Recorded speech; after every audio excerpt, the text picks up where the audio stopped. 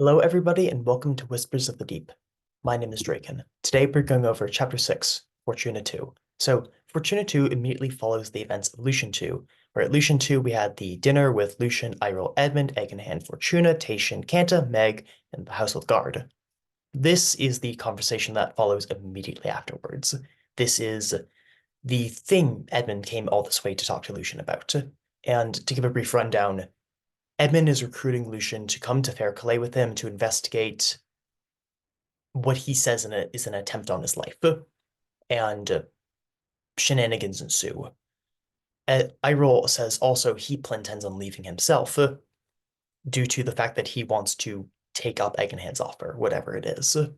Fortuna is naturally distraught by this, as Lucian leaving, along with Iroh, will leave Kenta in charge, and whereas Lucian had some concerns about Kenta's leadership capabilities, Fortuna has far greater concerns.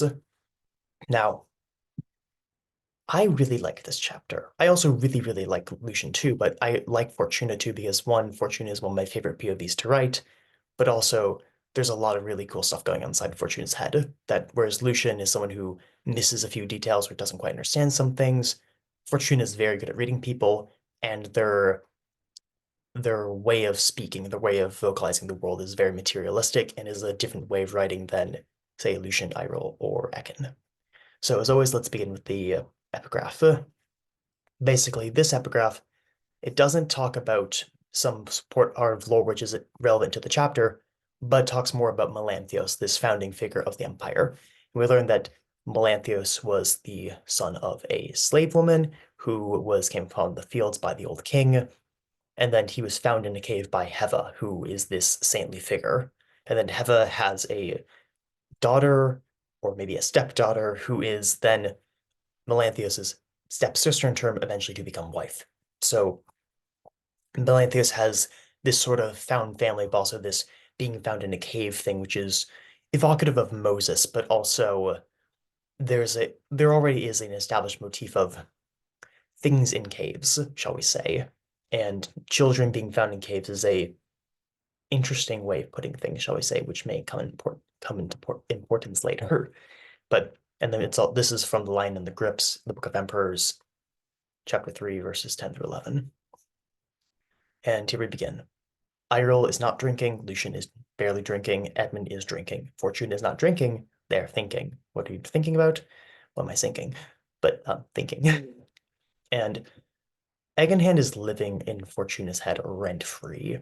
That in the previous chapter, we had Fortuna say, it's kind of messed up how we said we got rid of slavery, but we have these systems in place such as serfdom and this whole thing of how towns are set up that really evokes the slave revolt. And Kanta says similarly, the state requires lives essentially to function. And Egenhand says, I agree, but it's not a bad thing. And Fortuna is really not okay with that. And Fortuna is ruminating on this, but it's worse than that because okay, so Edmund shows up to Castle Ravencroft to recruit Lucian. Big deal. Egenhand is coincidentally with Edmund and is looking for Iroh, who is coincidentally there at the same time, and this is the second time Egenhand and Iroh have crossed paths by accident. And Iroh was moving quickly from Fair Calais to Castle Ravencroft because he only had 40 days and he got here on the 20th. So how did Egenhand know Iroh would be here in order to recruit him, or did Egenhand just plan on running into him at some other point and recruiting him and now works?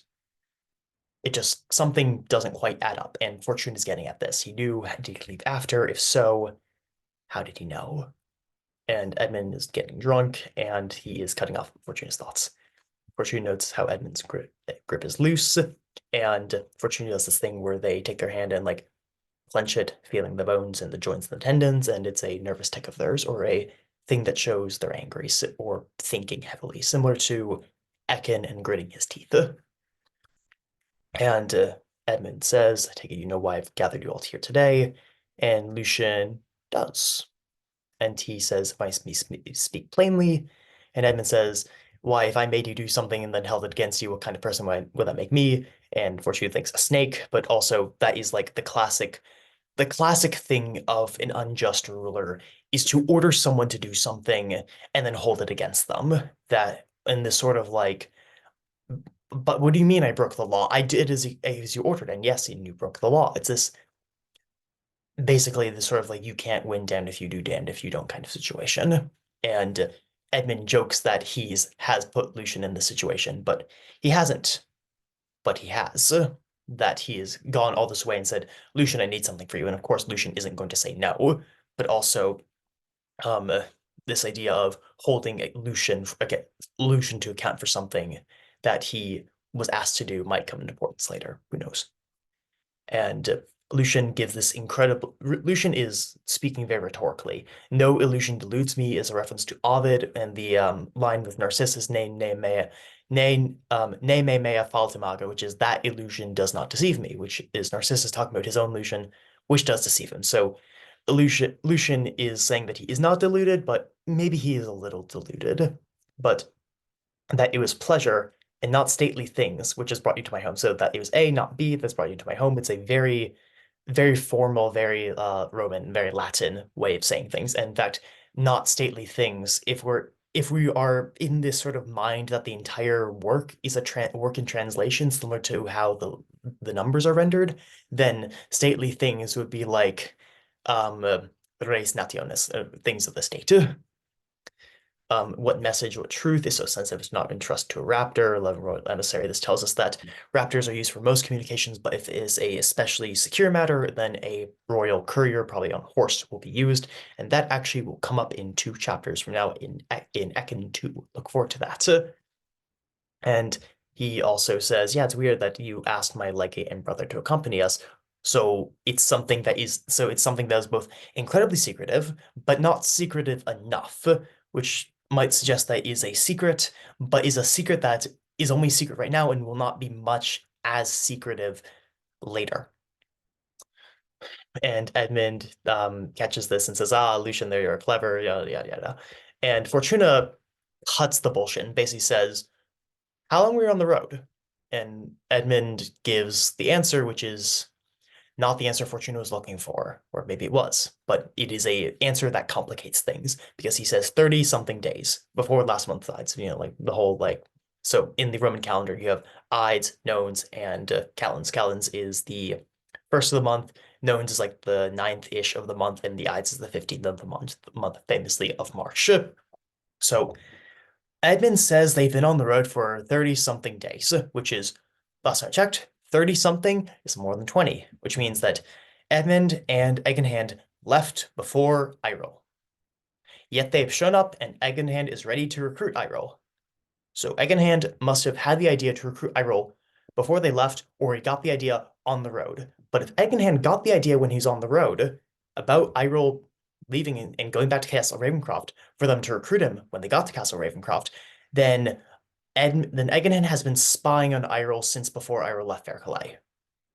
It might even go deeper that, say, the person who put the idea of going back to like pay amends to Iroh's mother was an agent of Egenhand, but that is a bit much, shall we say. But there's clearly something that Egenhand, the only thing that we know for sure right now is that Egenhand knows way more than he's letting on. And he has some very, very arcane ulterior motive. And Fortuna realizes this, and they glance up, and they see Iroh also realizes this. Lucian doesn't. And and then Edmund says that he sees a countryside praying for famine, and he says, I want to come back to Periclay. And Iroh asks why, and Edmund says the Maruli are no longer a clan of little guard, which is true. Essentially, the Maruli were like a third tier, fourth tier noble family because their lieges were the Aedonites, who were the governors of Eridonia, but Eridonia is an incredibly minor province. Sure, it's like near the heartland of the empire, but it's a minor province. Near Sirkaya and farther Sirkaya are the 2 provinces to the south, and they are both massive and wealthy. And to the north, there are other provinces. The only thing that Eridonia has is that it has 2 rivers, which are tributaries of the Altus, which is the big river running through the eastern part of the empire and is fed by the White Hills. Geography. But so, but now that the Aedonites matriarch is the Empress. Suddenly, Casimir Marula and the Maruli are way, way, way more important than they used to be. And in fact, Casimir is one of the members of the Red Gold, which is a big deal. So your presence is required at the capital. And Edmund loses cool and says, "You're demanding at the capital because I said so, because I said so." And Fortuna is worried because Fortuna fears that Edmund is going to have Lucian join the Lectorial Guard, and we learn that the Lectorial Guard is essentially a royal guard of they are the imperial family's household guard, that they are also responsible for the city watch of Fair Calais, and they are also responsible for protecting the magistrates of Fair Calais, or maybe the magistrates of the Empire, and they are also made the Empire's will manifest across his mandates, which is some kind of law-keeping organization. The Electoral Guard are heavily inspired by both the Praetorian Guard and the lictors of ancient Rome, which are both essentially bodyguards to high-level officials, whether it be the emperor or elected officials under the Roman Senate. So, however, we also learned that the electoral guard, according to Brother Preston, the Rook is who is so a brief aside about Brother Preston. Brother Preston is someone who is conspiratorial. Brother Preston is someone who is has some ideas, and the ideas are probably wrong, but the ideas maybe wrong by half. But the ideas are strange. And Brother Preston thinks that electorials is a institution designed to humble the great clans. Essentially, if the child of nobility are ordered to join the electoral guard, this means they are under the purview of the emperor and the imperial household, which means an accident could be arranged, namely with the reworked orichalcum blades they train with. So this, so Brother Preston says this. Maybe he's wrong, maybe he's not, but Brother Preston heavily distrusts the electoral guard. He's a rook, so maybe it's worth something. And Fortuna's hand drifted to their side. As you remember from Ira 1, the thing at Fortuna's side is their sword. Edmund is also armed, as we learn later in this chapter, so it's not too strange for Fortuna to have their blade on them. But the prince is humbled, and the prince says, "I need you, Lucian." And Lucian says, "What for? For what do you need me?" Which is like this, it's both humbling, but also there's this sort of like there's this intimacy to it. When people say "I need you," they usually are referring to it like in a very intimate, emotional, or romantic way. And the prince who we have established in the previous chapter, someone who cares a lot about being royalty, has suddenly said to his childhood friend, "I need you." And Lucian is kind of floored by that. And Fortuna's having none of that. Fortuna's like, "Why can't Iroh go?" And Edmund's like, "You don't even know what I'm going to say. Well, you don't even know why I'm going to ask." Fortuna says that Lucian's needed here. Who else is going to lead us through the months to come, which is the famine, which is looming over all of their heads. And that Fortuna asks Iroh for help, and Iroh says no, that he is going to join Egg in Hand instead. And Fortuna now realizes, oh, that's the man you've become. You've become someone who's ambitious and someone who is willing to take risks and someone who is willing to compromise and deal with people who very clearly have secret motives. That's the person you've become. You've become this person who essentially who seeks power in a way that is incredibly self-serving, in a way that Fortuna cannot abide by. And this is incredibly frustrating to Fortuna because they were engaged in the past. Fortuna would like to think highly of Iroh, and yet Iroh is kind of refusing to be someone Fortuna is capable of thinking highly of. Of course, Lucian lets his cards show and essentially shows, "Oh, I was planning on going and you would be ruling the mandate in my stead." And Iroh just said no to that, so that plan's gone. So then they all realize, oh no, Kanta would be in charge. And Fortuna, so Iroh hasn't been around Kanta for 5 years, and from the past interaction at dinner, Kanta has demonstrated that they are someone who is incredibly intelligent, knows a way around words, and is thoughtful, at least mindful of things, albeit a bit blunt. In other words, this is someone who Iroh thinks highly of and would ought to think highly of. Someone who reminds him of himself. And Fortuna is aghast at this, that Kenta is not made of the same stuff as her brothers, that Kenta is brooding, cynical, imperious, severe. These aren't good things in Fortuna's mind. And Fortuna gets this incredibly vivid, incredibly dramatic image of Kenta essentially as the dominator of Erdonia, wearing black armor, their lord and taskmaster. Where is this image coming from? This doesn't sound like Fortuna at all. And overhead there's an owl suddenly. Odd. And the owl has taken refuge from the storm and is just looming over them like the sword of Damocles. And Lucian takes note, Iroh doesn't pay mind to the owl. We've had this motif of Iroh looking over his shoulder and having this idea of having a vulture or a bird on his shoulder. And now we have a bird above Iroh. Maybe it's important. But Iroh then says, I'll be leaving too with egg in hand. If he's going with egg in hand, he doesn't have to worry about getting back in 20 days or 19 days.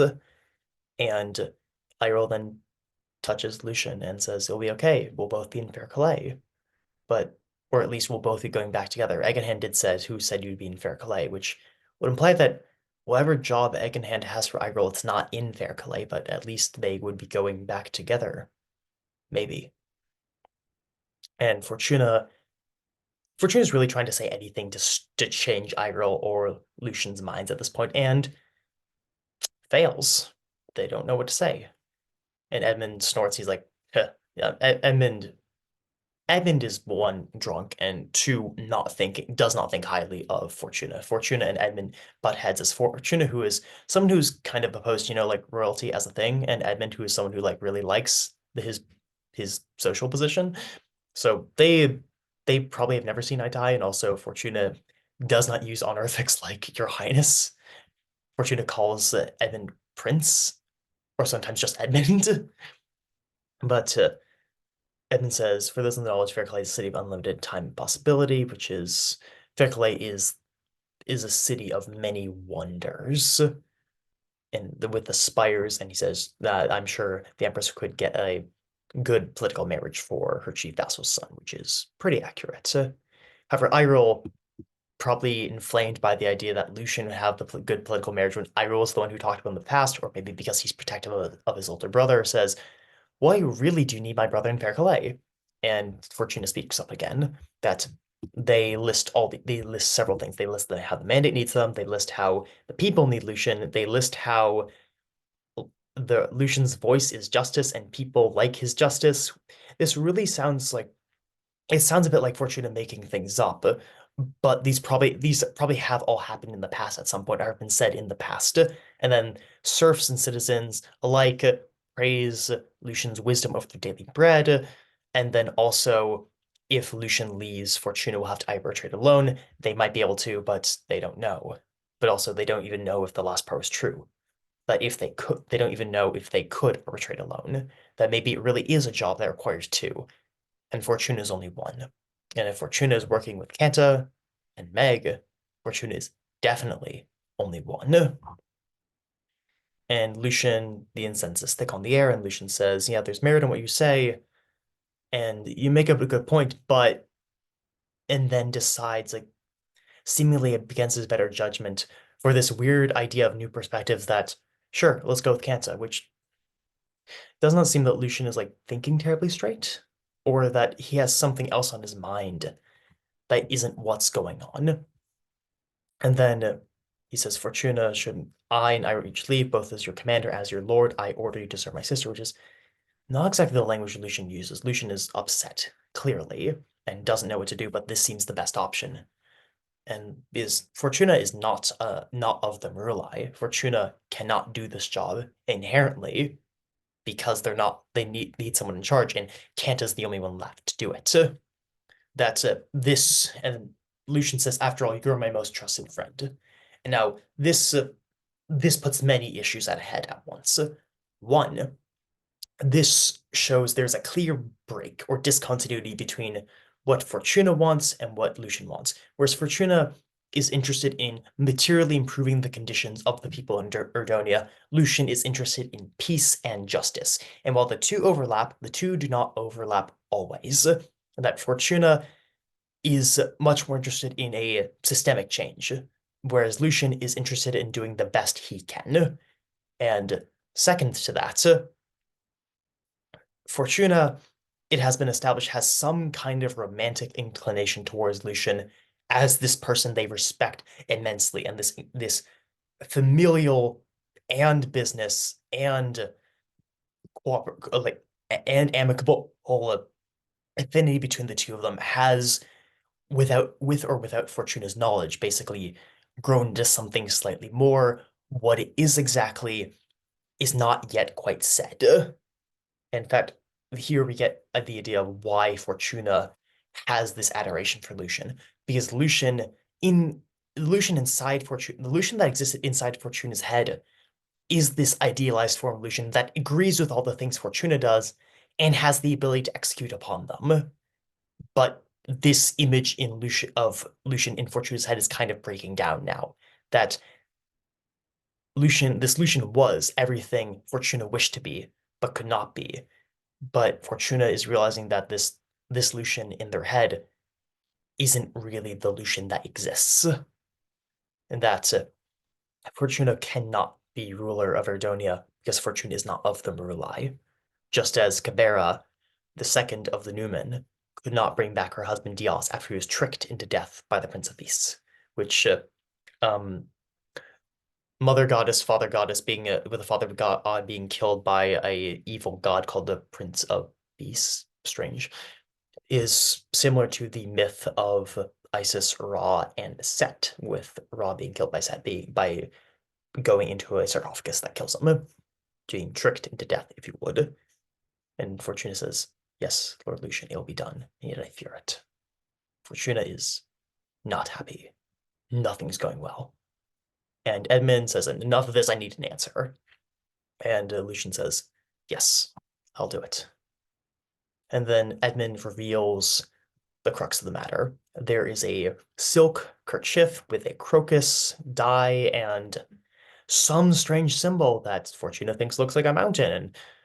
And Edmund says he thinks looks like a bull with an arrow, but then says he doesn't know what it looks like. And that he says it looks no like star symbol or people I know of, which means Edmund has looked into this.